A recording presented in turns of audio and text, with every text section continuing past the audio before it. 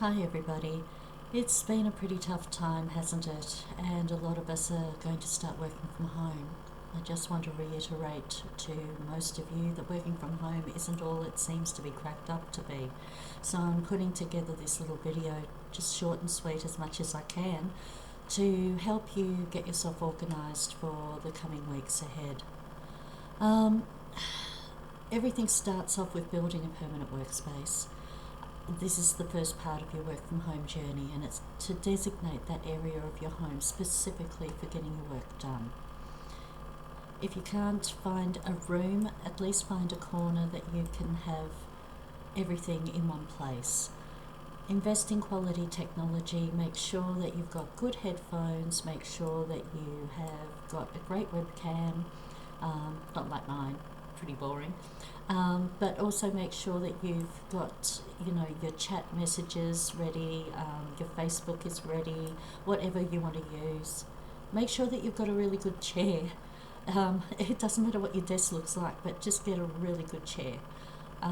Purchase something that's comfortable and functional, and set some real work hours. Make sure that your work area is set up, and when it's time to get down to business, literally, if you're going to make working from home an everyday commitment, then set specific times for your work. The beauty of working from home is that you can be flexible in setting your work hours.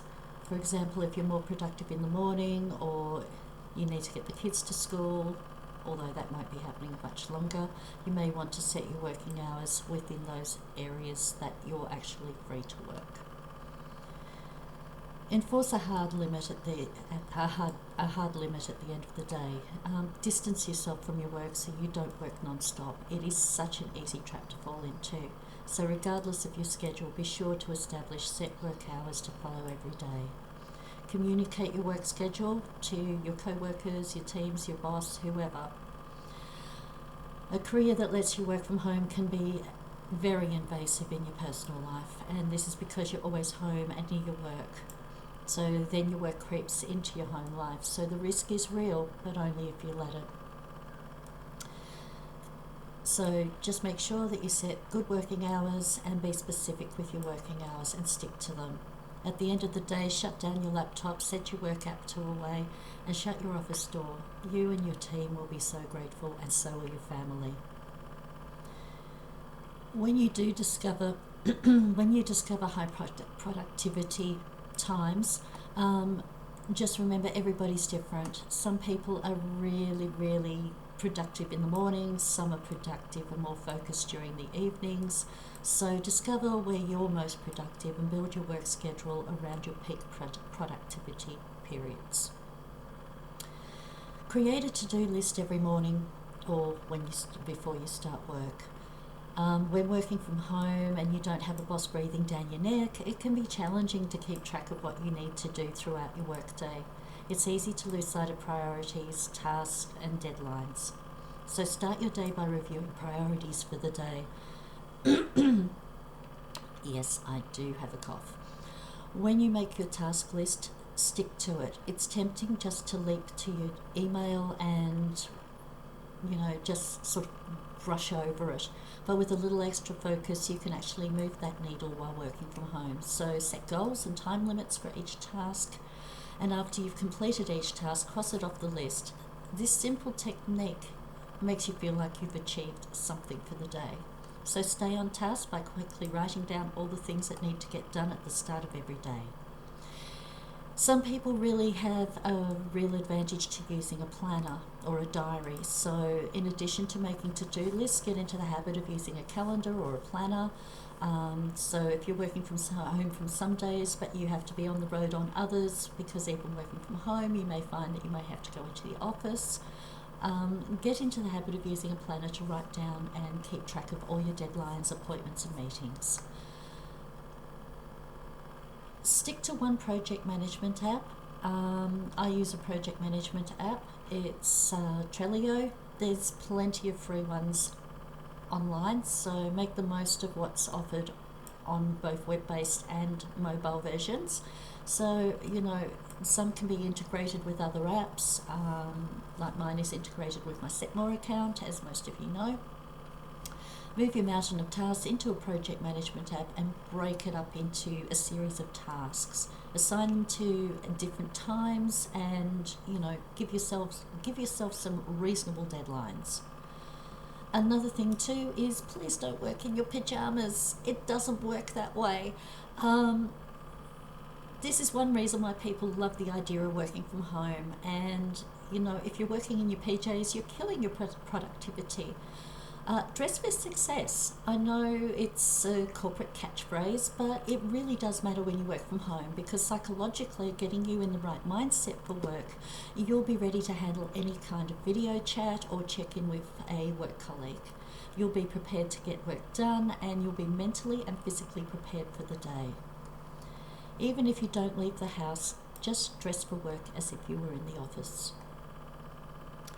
Make sure that you keep a morning routine. So even though we don't have to get up and rush out of the house and commute to our office, working from home doesn't mean that you skip your morning routine altogether.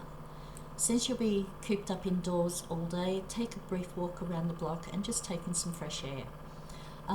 Get up early, take a shower, make a coffee, breakfast, prepare your lunch just like you would if you had to leave the house. I set multiple alarms on my tablet to let me know, to get up and walk around off my computer, because I'm usually on it virtually 24/7. But every 20 minutes I get up, I stretch, I do stretching exercises, I make sure that I get something to eat, make a coffee, and go for a little walk.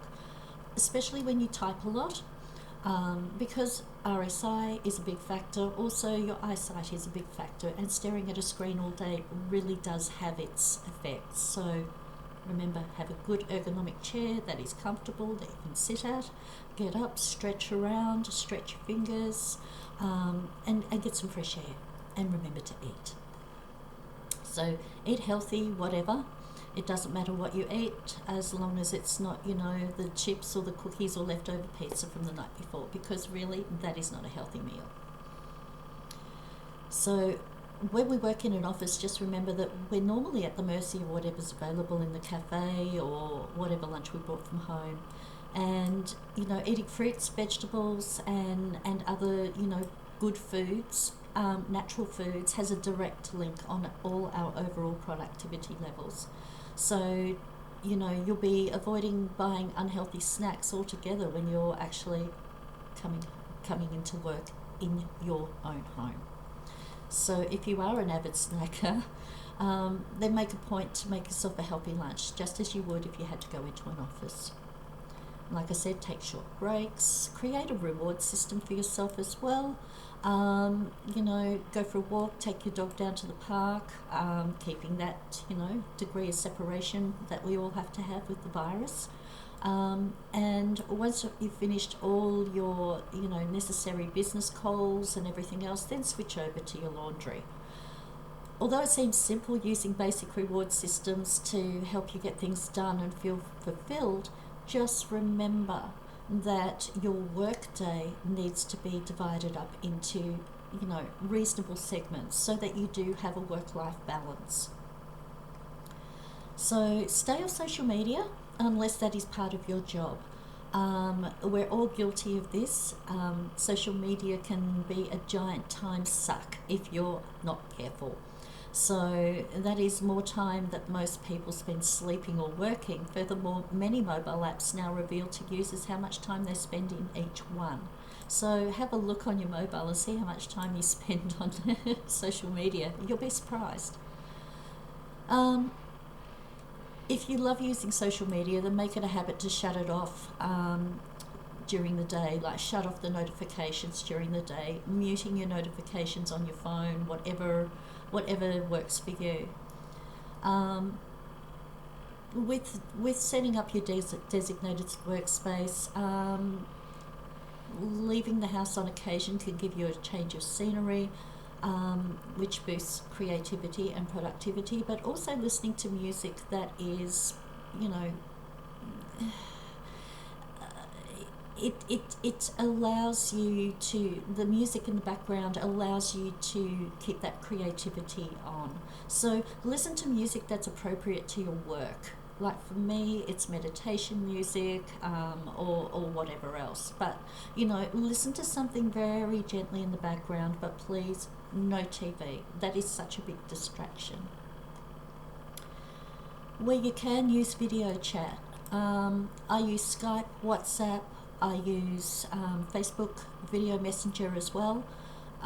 Depending on the nature of your work, sometimes you can spend almost all of your day on a video conference.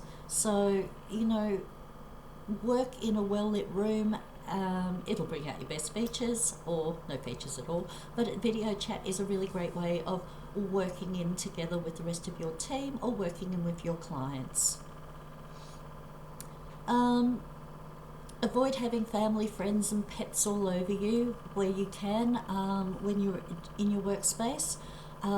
It's really difficult if you've got young children at home or multiple pets, like I have pets galore, but it's best to set some clear boundaries with your family and friends when you're at work, because most people think, oh yeah, she's got all the time in the world, she's at home. With the way the virus is at the moment, it's basic shutdown anyway, so it doesn't really apply in this instance. But please set and stick to specific work hours and communicate those hours clearly with your family and friends. It is going to be really, really hard in these times to be able to work from home because a lot of you are not familiar with working from home. So this is why I'm doing this little video. I created a vision board as well with goals and aspirations, personal and professional, and I look at it every day. Working at home should get you closer to your goals. Remember, we're working to live. We're not living to work. So we've got to find that work-life balance. So create a little vision board, write little notes, post pictures of your dreams and your goals. Visualization of a vision board is a great, powerful mind exercise, and it can help you feel the way you want to feel. So such inspiration can help you get out of a slump when you're working from home and pave a clear path to productivity and success. If you have co-workers, check in with them frequently. We do feel very isolated working from home, so definitely check in and be mindful under the context of why people work from home. Remote employees might miss some aspects of the office. Beyond handling phone calls, be sure to discuss the bigger projects that they're working on as well. So if you're a boss, make your remote employees feel valued and include through live video meetings and conference calls regularly. So assume positive intent. One limitation of working from home is that team chat messaging sometimes falls short of expressing ideas clearly. It's easy to think that a quick remark was made to be rude or even flippant. So remind yourself not to take seemingly short or snide responses offensively. For some members of the remote workforce, they are just efficient in their replies. Consider using emojis to support your intent in your declarations with your team. So focus on the facts and assume positive intent when it might not otherwise be seen. Use emojis, emoticons, and lols, whatever it needs to be, to convey emotions with your team, because people do get confused about whether you were being flippant or whether you were being serious. So always connect with the people that you're working with and keep the connection going. Another good thing is invest in a good pair of headphones. I'm not using headphones at the moment, but normally I do. Even if you have a brand new laptop or a new smartphone, you will want to invest in a good pair of headphones with a mic. So noise cancelling features can really help improve the clarity of your phone calls. Look for headset features such as long battery life, Bluetooth capability, a microphone, noise cancelling. If you don't have a good pair of headphones and you can't purchase them yourself, ask your employer to purchase them for you. However, if you are working at home and you are self-employed, you can claim them back on your tax. Stay vigilant against security risks, so just make sure that if you're working remotely and you're hooked into your boss's computers and servers at their work, make sure that you've got your own virtual private network. Okay, talk to their IT department.